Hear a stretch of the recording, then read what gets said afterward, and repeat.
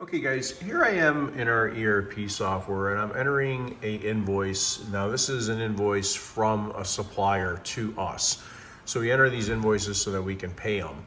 And I don't like the flow of this. It's a lot of, jumping around because you got to enter the supplier's invoice number, then you got to enter the invoice date, then you enter the PO number.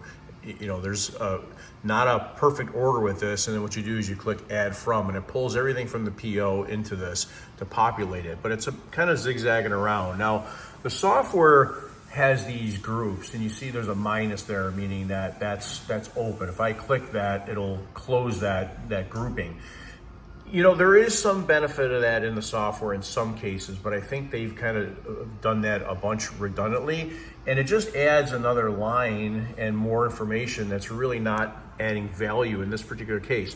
So I'm gonna go in and customize this screen and change it. So we'll see the after here in just a second. Okay guys, so here's the improvement. So I removed a whole bunch of fields we don't use. I put everything in a more logical order. I removed a lot of these groupings so everything could be like in one page here. You can see everything very clearly. So basically, we go from supplier invoice number, invoice date, the PO, add from, comments if you need them, the freight amount, and post. Now, we don't always go in that exact order, but most of the time. So what I've also done is I set the tabbing. You'll see this as I tab. Right now I'm in supplier ID. If I click tab, I go to supplier invoice number.